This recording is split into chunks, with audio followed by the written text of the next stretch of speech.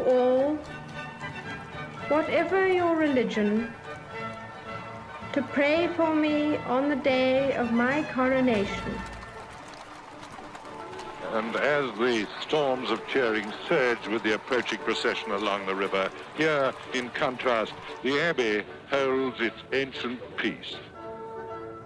I think what changed for the Queen at the moment that she succeeded her father was the sense that she was on her own. I think that that's what really changed for her.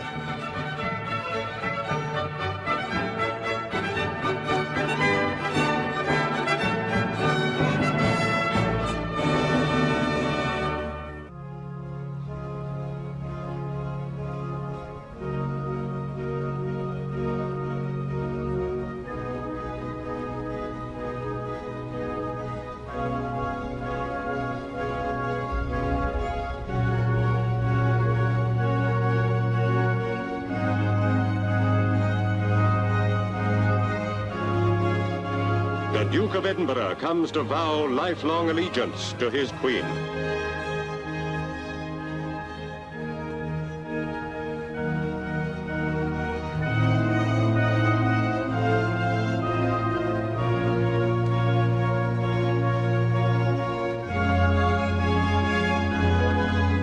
She's the Queen, and he, perforce, is the husband.